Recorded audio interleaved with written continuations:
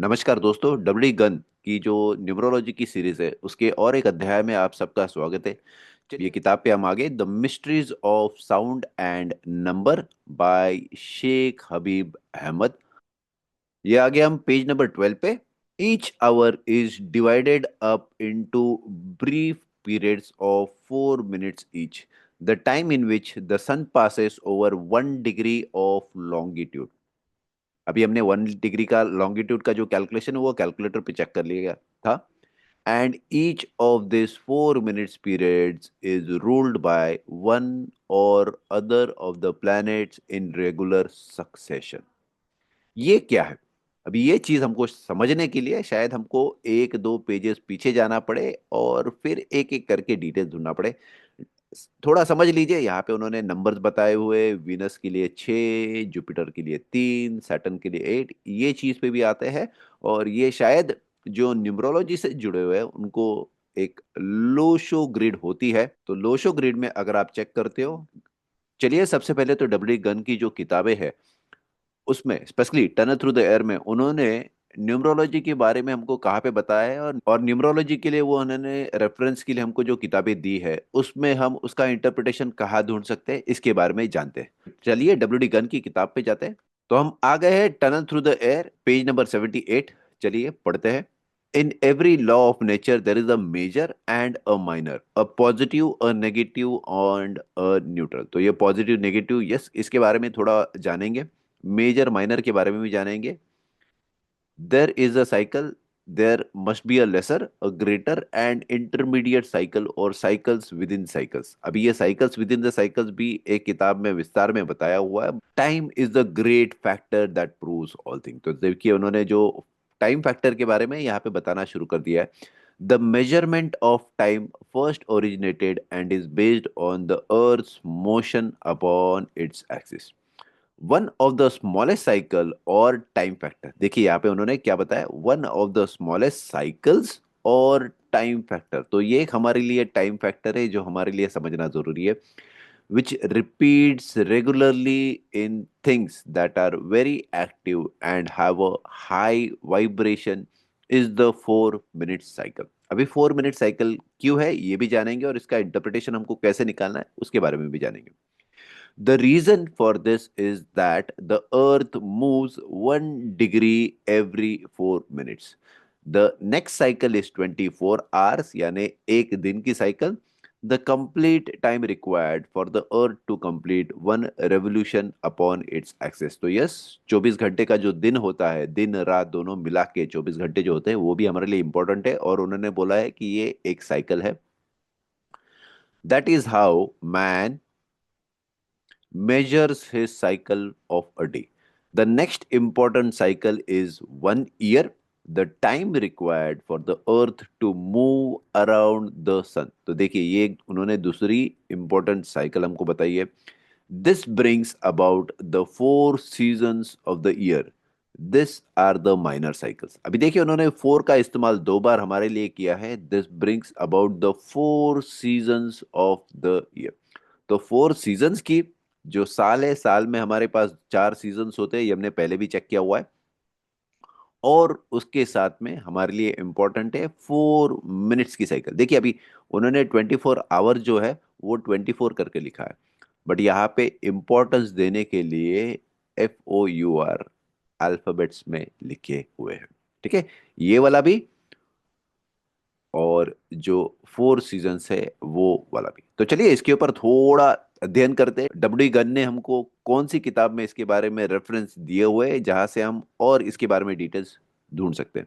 तो सबसे पहले थोड़ा एक समरी बना लेते हैं। जो tunnel through the air page number 78 पे हमने चेक किया, तो पहली साइकिल जो उन्होंने बताई है 4 मिनट्स की साइकिल है, वो 1 डिग्री हो गई। कैसे 1 डिग्री हो गई मैं जस्ट आपको बता देता हूँ। हमने कैलकुलेटर लिया तो उन्होंने पूरे दिन का बताया है मिनट्स के हिसाब से। तो हमारे पास 24 घंटे हो गए और हर एक घंटे में 60 मिनट्स। तो हमने 24 को 60 से मल्टीप्लाई किया, हमको टोटल मिल गए 1440 मिनट्स। इसको हम क्या करेंगे, डिग्रीज होते हैं 360 के, तो हम सर्कल को डिवाइड करेंगे, डिवाइडेड बाय 360, हमको मिल गया 4 मिनट। यानी हर डिग्री हो गया 4 मिनट्स का, जो उन्होंने हमको बताया। हमने सिर्फ यहाँ पे कंफर्म कर लिया मैथमेटिकल कैलकुलेशन से। तो हमारे पास पहली साइकिल हो जाती है 4 मिनट की। अब ये 4 मिनट की साइकिल शुरुआत कहाँ से करे, कैसे करे, ये हमारे लिए इंपॉर्टेंट है। 1 डिग्री की साइकिल तो हमको समझ गए आगे। दूसरी साइकिल उन्होंने बताई है 24 घंटे की, 1 दिन की साइकिल। तीसरी उन्होंने साइकिल बताई है 365 डेज की, ईयरली साइकिल। और जो माइनर साइकिल उन्होंने बताई है वो है सीजन्स की साइकिल, 90 डिग्री की। और शायद मेजर साइकिल आगे में वो बताते हैं, आप पढ़ सकते हो, आपको वो डिटेल्स पता चल जाएगा। अभी हम जाते हैं न्यूमरोलॉजी की किताब में, और न्यूमरोलॉजी की किताब में हम जाते हैं यहाँ पे Sheikh Habib Ahmed, the mysteries of sound and numbers, ये किताब पे हम आगे, the mysteries of sound and number by Sheikh Habib Ahmed. ये आगे हम पेज नंबर 12 पे। Each hour is divided up into brief periods of 4 minutes each, the time in which the sun passes over 1 degree of longitude। अभी हमने 1 degree का longitude का जो calculation है वो कैलकुलेटर पे चेक कर लिया था। And each of this 4 minutes periods is ruled by one or other of the planets in regular succession। ये क्या है? अभी ये चीज हमको समझने के लिए शायद हमको 1-2 पेजेस पीछे जाना पड़े और फिर एक एक करके डिटेल्स ढूंढना पड़े। थोड़ा समझ लीजिए, यहाँ पे उन्होंने नंबर्स बताए हुए, वीनस के लिए 6, जुपिटर के लिए 3, सैटर्न के लिए 8, ये चीज पे भी आते हैं। और ये शायद जो न्यूमरोलॉजी से जुड़े हुए हैं उनको एक लोशो ग्रिड होती है। तो लोशो ग्रिड में अगर आप चेक करते हो, वीनस का नंबर है 6, तो यहाँ पे आपको 6 नंबर वीनस से जुड़ा हुआ दिखाई देगा। जुपिटर है 3, तो ये Jupiter 3, Saturn 8।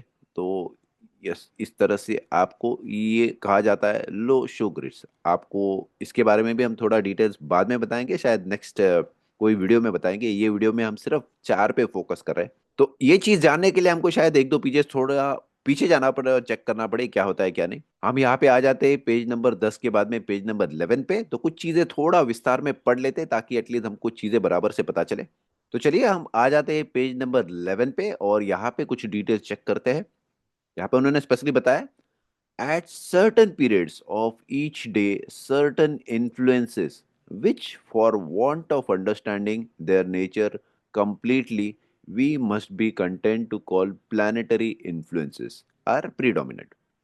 The names that have been assigned to the days of the week are not mere arbitrary labels that have been affixed to them at random, but indicate quite correctly the influences that are broadly predominant during each day in turn।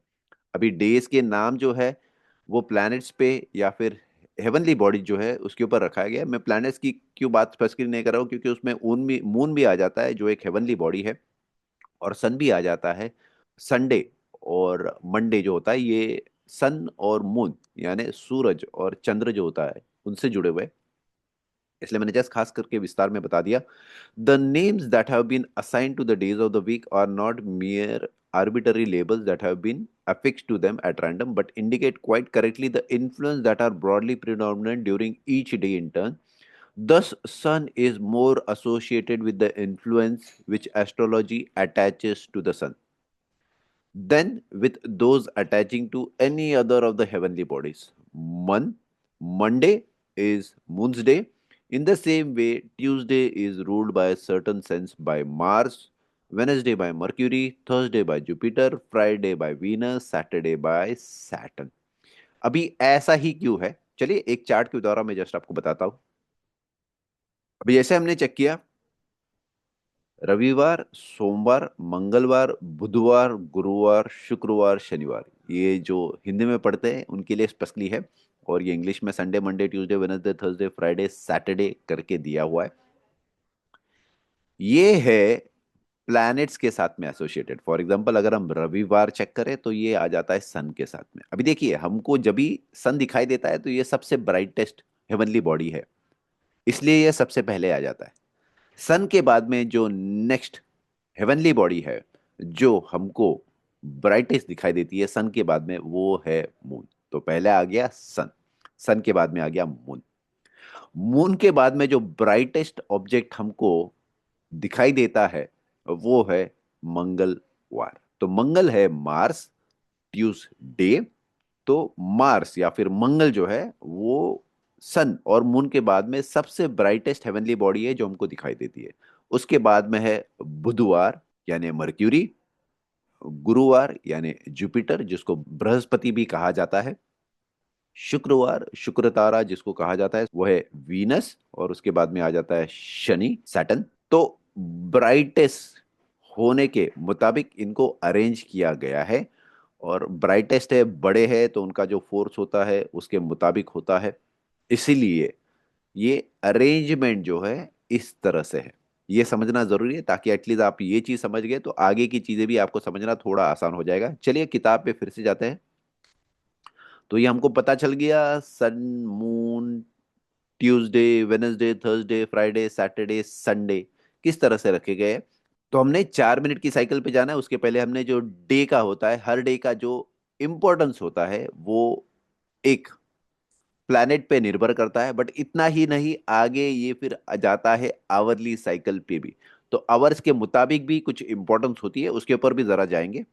The successive hours of the day reckoning from sunrise are under the influence of other heavenly bodies in a regular succession। यानी 1 घंटे का जो अवसर होता है sunrise से शुरू होता है, सूर्योदय से जो शुरू होता है वहां से हमको शुरुआत करनी है। ये सबसे इंपॉर्टेंट है। स्टार्ट पॉइंट, स्टार्ट पॉइंट कहाँ से लेना है ये हमारे लिए इंपॉर्टेंट है, और हमको लेना है सूर्योदय का जो टाइमिंग होता है। ये तो आपको अलग अलग वेबसाइट्स पे भी मिल जाने चाहिए, जहां से आपका जो कंट्री है, let's say for example India के लिए स्पेसिफिक हो गया, आप अगर बाहर रहते हो तो बाहर वालों के लिए भी वो स्पेसिफिक टाइमिंग आपको मिल जाएगा सूर्योदय का कब होता है कभी नहीं, और वहां से हमको स्पेसिफिकली शुरुआत करनी है। ये सिर्फ घंटे का ही नहीं है, ये मिनट्स का भी होता है डिटेल्स। तो आपको जो स्पेसिफिक मिनट पे दिया हुआ है, लेट्स से फॉर एग्जांपल 6:15 या फिर 16 मिनट, तो आपको 6:16 से 1 घंटे की पूरी साइकिल लेनी है, घंटे के साइकिल के मुताबिक, और उसके मुताबिक ही चलना है। The second under that of Saturn, the third under that of Jupiter and so on. तो अभी ये आपको मिलेगा तो चार्ट में भी दिखा दूंगा, जस्ट पढ़ लेते हैं पहले।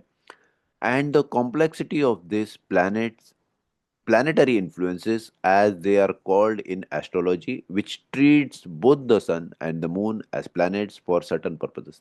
देखिए सिर्फ हेवनली बॉडीज आप बोल सकते हैं, चलो इनको प्लैनेट बोलना छोड़ दीजिए, आप सिर्फ इनको हेवनली बॉडीज बोल दीजिए चलेगा।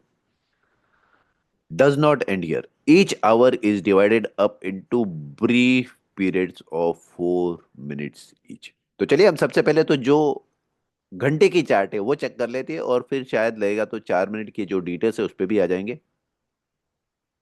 तो देखिए ये हमारे पास में आ गई चार्ट। ये शुरू होती है सनराइज और सनसेट के बाद में, तो 12 घंटे। ऑफ कोर्स ये थोड़ा बहुत टाइमिंग घंटे के मुताबिक थोड़ा चेंज हो जाएगा, बिकॉज जरूरी नहीं है कि आपका जो सनराइज और सनसेट एग्जैक्टली 12 घंटों का हो। तो कुछ कुछ दिन होते हैं, जैसे हमारे पास सोल्स्टिस का डे हो गया, वो सबसे छोटा हो जाएगा। तो सोल्स्टिस का डे सबसे जब भी छोटा होता है तो यस ऑफ कोर्स ये थोड़ा डिटेल्स मुताबिक चेक होना चेंज होना चाहिए, वो हम चेक करेंगे बाद में। बट यहाँ पे जो स्पेसिफिक टाइमिंग है सनराइज प्लानिटरी आवर्स का, देखिए फॉर एग्जांपल संडे है जो हमने चेक किया था, रविवार, तो रविवार का जो पहला घंटा है शुरुआत होने का टाइमिंग के मुताबिक, अभी जब भी सूर्योदय होता है, सूर्योदय का जो टाइमिंग होता है वहां से हमको शुरुआत करनी है। ऐसा नहीं कि 6 बजे 7 बजे का है, ये exact to the point minutes में आ जाएगा। तो वहां से हमको शुरुआत करनी है और वहां से फिर लेने हैं, और जो सीक्वेंस है वो यही रहेगा, सीक्वेंस चेंज नहीं होगा। तो सीक्वेंस के बारे में भी कुछ स्पेसिफिक दिया हुआ है, हम किताब पे फिर से जाएंगे। तो अगर हम चैप्टर नंबर 2 पे आ जाते हैं तो हमको यहाँ पे सीक्वेंस दिया हुआ है किस तरह से है, तो हमको वही सीक्वेंस फॉलो करना है। तो यहाँ पे मैंने दोनों चार्ट साइड बाय साइड रखा है, ये हमारा चैप्टर है, चैप्टर 2, और ये हमारा आवरली प्लानिटरी चार्ट आ गया। तो चेक करने के लिए देखिए संडे है, सबसे पहले संडे, संडे के बाद में वीनस आ जाता है, वीनस के बाद में मर्क्यूरी है, मर्क्यूरी के बाद में मून है, मून के बाद में आ जाता है सैटर्न, सैटर्न के बाद में जुपिटर, जुपिटर के बाद में मार्स। तो ये 1 2 3 4 5 6 7, सात सन से शुरुआत होकर मार्स तक आ गया, और उसके बाद में मार्स के बाद में फिर से सन, वीनस, मर्क्यूरी, मून, सैटर्न। तो इस तरह से ये शुरुआत होगी आपके दिन के 12 घंटे, रात के 12 घंटे, सूर्यास्त के बाद के। तो इसमें शायद थोड़ा डिटेल चेंज हो जाए अगर आप दोनों चीजें चेक करते हो। ऑफ कोर्स अगर आप ट्रेडिंग कर रहे हो तो ट्रेडिंग के लिए सिर्फ आपको यही इंपॉर्टेंट है, ये तो फिर बाद में की बात है। तो ये जब तक आप कमोडिटीज में ट्रेड नहीं करते हो तब तक आपको शायद ये चीज देखने की जरूरत नहीं है। अगर आप डे ट्रेडिंग, इंट्राडे करते हो तो यस, सिर्फ इस पे ध्यान दीजिए। शुरुआत कभी से होती है, शायद आपको केपी एस्ट्रोलॉजी में कुछ वेबसाइट्स होती है उसके ऊपर जाना पड़े और वहां पे आपको शायद कुछ डिटेल्स मिल जाए। ये आवरली टाइमिंग्स का डिटेल्स क्या है, कौन सा प्लैनेट्स कौन से टाइमिंग पे मैच होता है, कैसे कैसे नहीं, ठीक है। तो ये चार्ट हमारे लिए आ गया। ये किताब में भी उन्होंने एक रेफरेंस करके डिटेल्स हमको दे दिया है। इसमें दो चीज आ जाती है, देखिए Sunday, Monday, Tuesday, Wednesday, Thursday, Friday, Saturday. यहाँ पे उन्होंने दो इंपॉर्टेंट चीजें हमको बताई हुआ है। एक नंबर्स है, फॉर एग्जाम्पल 416572, ये नंबर से ये नंबर्स कहाँ से आते हैं मैं आपको जस्ट बताता हूँ उसके बारे में। उसके पहले हम यहाँ पे चार्ट पे चेक कर लेते। देखिए उन्होंने बताया पी, संडे जो है वो पॉजिटिव है, मंडे जो है एन है negative, positive negative, positive negative, positive negative, positive. तो इस तरह से हमको चलना है। ये डेज जो है ये साइकिल हो जाती है। तो 2 दिन की पॉजिटिव नेगेटिव की साइकिल हो गई। पॉजिटिव के बाद में न्यूट्रल आ जाएगा, फिर नेगेटिव आ जाएगा, पॉजिटिव के बाद में न्यूट्रल आ जाएगा, फिर नेगेटिव आ जाएगा, पॉजिटिव के बाद में न्यूट्रल, नेगेटिव और फिर से पॉजिटिव। इस तरह से हमको चेक करना है। ये सिर्फ दिन के लिए नहीं है, ये घंटे के लिए भी वैसे ही होगा। कैसे होगा? पहला, जब भी जो भी दिन है, जब भी सूर्योदय होता है तो वो सबसे पहला माना जाएगा पॉजिटिव। वो दिन का सबसे पहले जो घंटा रहेगा, फॉर एग्जांपल सन है तो सन के लिए सबसे पहला जो घंटे की शुरुआत है वो होगी सन से, वो होगा positive. Negative positive negative positive negative positive negative, इस तरह से हमको आगे के लिए चलना है। 24 घंटे के लिए चेक करना है। सिंपल चीज है। फाइन। तो आपको शायद होपफुली ये चीज पता चल जाएगी। और फिर हम आते हैं नंबर्स पे। तो नंबर्स पे जाते हैं। नंबर्स पे शायद थोड़ा एक डिफरेंस हो सकता है दो चीजों के बारे में। तो उसके ऊपर भी हम जाते हैं। सबसे पहले तो ये किताब में क्या दिया हुआ है वो चेक कर लेते हैं। ये किताब में अगर मैं चेक करता हूं तो देखिए सैटर्न है 8, जुपिटर 3, मार्स 9, सूर्य जो है उसको 4 और 1 नंबर दिया हुआ है, विनस जो है उसको 6 नंबर दिया हुआ है, मर्क्यूरी जो है 5, मून को 7 और 2 नंबर दिया है। पहले जो हेवनली बॉडी जो है बड़े हमको दिखाई देते हैं बाकियों के मुताबिक। साइज में सिर्फ पृथ्वी से जो हमको, अर्थ से जो दिखाई देते हैं, तो वो सन और मून जो है वो सबसे बड़े दिखाई देते हैं। अलग रे बाकी के प्लैनेट जो है उसके मुताबिक ये दोनों बहुत बड़े दिखाई देते हैं, रेशियो ज्यादा है, इसलिए उनको एक एडिशनल नंबर दिया हुआ है। तो 4 और 1 जो किताब में दिया हुआ है, मैं सिर्फ किताब की बात करें उसके बारे में, किताब में जो दिया गया है वो है 4 और 1। मून जो है वो 7 और 2, यानी 2 नंबर दिए हुए। आप यही अगर लोशो ग्रिड पे लोगे तो लोशो ग्रिड में 4 जो नंबर है वो दिया है राहु को, और जो 7 नंबर दिया हुआ है वो है केतु को। बाकी जो नंबर से वैसे ही आ जाएंगे। फॉर एग्जांपल सैटर्न जो है वो 8, यहाँ पे सैटर्न 8 आ गया। जुपिटर 3 है तो यहाँ पे जुपिटर 3 आ गया। मार्स जो है वो 9 है तो मार्स के लिए 9 आ गया। सन के लिए 1 है, हमेशा शुरुआत सन से होती है तो सन 1 नंबर है। विनस जो है वो 6 है, विनस 6। मर्क्यूरी 5, मून जो है नंबर 2। अभी दूसरी जो इंपॉर्टेंट चीज है कि भाई ये नंबर्स को इसी तरह से अरेंज क्यों किया है। एक सिंपल लॉजिक मैं आपको बता देता हूं। आप कोई भी रो, ये देखिए, ये रो होती है जो हॉरिजॉन्टल होती है उसको रो कहा जाता है, जो वर्टिकल होती है उसको कॉलम कहा जाता है। जस्ट बेसिक है, जिसको नहीं पता उसके लिए बता रहा हूं। तो 1 2 3 ये रो हो गई, वर्टिकल जो है ये कॉलम हो गया। एक पहला कॉलम, दूसरा कॉलम, तीसरा कॉलम। कोई भी रो ले लीजिए, कॉलम ले लीजिए, उसका अगर आप कैलकुलेशन करते हो टोटल एक साथ में, फॉर एग्जांपल 9, 9 13 हो गए और 2 15, 7 3 10 और 5 15, 6 और 8 14 और 1 15। तो सबका जो टोटल है आपको एक जैसे दिखाई देगा। चलिए कॉलम का भी चेक कर लेते हैं। 4 और 3 7, 7 और 8 15, 9 और 1 10 और 5 15, 6 और 2 8, 8 और 7 फिर से 15 हो गए। तो आपको एक थोड़ा लॉजिक पता चल गया रहेगा कि यस, जो भी चीज है वो कुछ बेसिक लॉजिक से ही पता की है और उसके मुताबिक ही रखी गई है। आई होप ये सेशन में आपको सबसे पहले तो यस, जो हफ्ते के दिन जो होते हैं उनके नाम क्यों रखे गए हैं, किस तरह से रखे गए हैं, वो पता चल गया रहेगा। रविवार, सोमवार, मंगलवार, बुधवार, गुरुवार, शुक्रवार, शनिवार सबसे पहले तो प्लैनेट्स के मुताबिक है।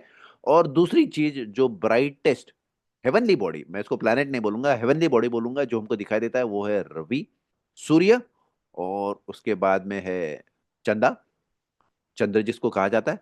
उसके पहले 2 दिन है। और फिर बाद में जो आ जाता है वो है मंगल, मार्स, बुध, मर्क्यूरी, गुरु, बृहस्पति, जुपिटर, शुक्र, वीनस, और शनि, सैटर्न। ये हफ्ते के दिन है। जैसे ब्राइटनेस उनकी कम कम होती है, जो दिखने में हमको आता है पृथ्वी से, खास करके अर्थ से, तो उसके मुताबिक यहाँ पे डिटेल्स दिए गए हैं और उसके हिसाब से दिन के नाम भी रखे गए। ये सबसे पहला पार्ट आ गया।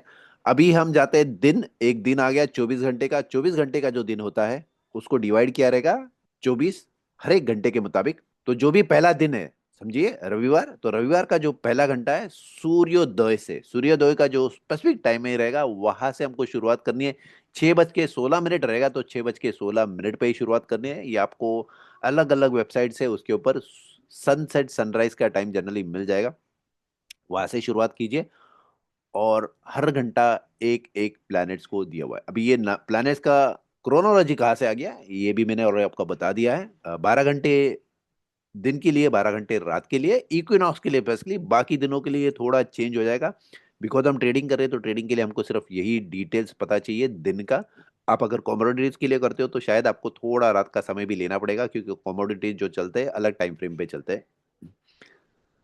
उनका जो शुरुआत का और एंड का टाइम पीरियड है वो अलग अलग होता है, तो कमोडिटीज के लिए थोड़ा आपको डिटेल्स ढूंढना पड़ेगा। उसके बाद में जो घंटे का है, घंटे के मुताबिक आपको 4 मिनट की साइकिल पे भी ध्यान देना है। तो 4 मिनट के लिए फिर से जो टाइम पीरियड होता है, यस, वो थोड़ा डिटेल में हो जाएगा, आपको शायद थोड़ा उसके लिए ढूंढना पड़ेगा। अलग अलग किताबें। जो सन होता है, 1 डिग्री से मूवमेंट होता है उसका लॉन्गिट्यूड में 4 मिनट के टाइम फ्रेम में, इसलिए 4 मिनट का टाइम पीरियड इंपॉर्टेंट है। और जो टाइम 4 मिनट का टाइम फ्रेम रहेगा वही उसके मुताबिक भी वो एक स्पेसिफिक प्लैनेट से रूल किया जाएगा, गवर्न किया जाएगा। तो ये भी हमको चेक करना है। आप अगर डिटेल्स में चेक करना चाहो तो यस, उसके ऊपर भी ध्यान दे सकते हो। इसीलिए डबडी गन ने जो हमको किताबें दी है उसका रेफरेंस भी लेना और समझना उतना ही जरूरी है। आप अगर वो चेक करते हो तो आपको ये मिनट की साइकिल कहाँ से आती है, कैसे आती है, 24 घंटे इंपॉर्टेंट क्यों है वो समझ में आता है, साल कैसे इंपॉर्टेंट है, सीजन्स कैसे इंपॉर्टेंट है, ये चीजों के बारे में ही पता चलते हैं। इसलिए डबडी गन ने जो अलग अलग रेफरेंसेस किताबें दी हुई है वो पढ़ना जरूरी है। एक का इंटरप्रिटेशन आपको अलग अलग किताबों के द्वारा मिलेगा। अगर आपको ऐसे ही और दिलचस्प चीजें समझनी है, सीखनी है, तो शायद हम आपको कांटेक्ट कर सकते हैं, हम आपको जरूर और डिटेल्स बता सकते हैं। फाइन। तो चलिए अगले सेशन में हम फिर से मिलेंगे और कुछ न्यूमरोलॉजी की डिटेल्स है उसके बारे में थोड़ा विस्तार में चीजें ढूंढेंगे। Thank you so much, bye, take care.